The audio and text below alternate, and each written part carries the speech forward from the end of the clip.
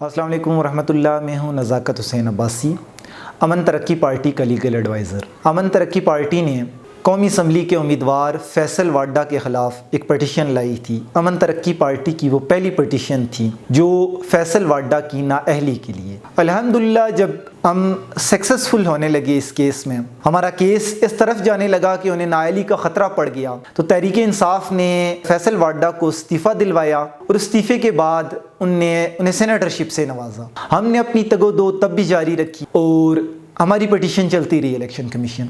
الحمدللہ 33 پیشیوں کے بعد فیصل واڈا تا حیات نااہل ہو گیا اور کورٹ نے یہ آرڈر کیا کہ جتنے پرز اینڈ پریویلیجز اس نے لیے ہیں وہ سب واپس کرے۔ ابھی ریسنٹلی ہم نے ایک کیس فائل کیا امن ترقی پارٹی کے پلیٹ فارم سے، وہ سینیٹر عبدالقادر کی نااہلی کا۔ سینیٹر عبدالقادر 14 کروڑ 60 لاکھ کے قریب ایسی انکم وصول کی ہے جس کو کہیں بھی اس نے نہ تو اپنے FBR کے اثاثوں میں ظاہر کیا اور نہ ہی اپنی ویلتھ اسٹیٹمنٹ میں ظاہر کیا۔ بوقت کاغذات نامزدگی جمع کروانے کے وقت بھی اس نے یہ تمام چیزیں شو نہیں کی۔ کہیں اس کی ایسی جائیدادیں ہیں جو ڈکلیئر نہیں کی، نہ نامینیشن پیپر میں کی ہیں نہ FBR میں کی ہیں۔ ہماری اس طرح کی پٹیشن لانے کا صرف ایک ہی مقصد ہے کہ جو رولنگ پارٹیز ہیں، جو ایسی پارٹیز ہیں جو ٹاپ 3 پارٹیز ہیں، ان کو اس چیز کی یاد دہانی کرانی ہوتی ہے کہ آپ عوام کے ووٹس لے کے یہاں آئے ہوئے ہیں، یہ آپ کی ذمہ داری ہے۔ آپ کی ذمہ داری یہ ہے کہ یہ مسائل سارے عوام کے سامنے لائیں، آپ کی ذمہ داری لیجسلیشن کرنا ہے۔ لیکن بہت افسوس ہوتا ہے کہ جو پارٹیز، جو امیدوار، جن لوگوں کو ہم لے کے آتے ہیں، عوام لے کے آتی ہے، وہ پارٹیز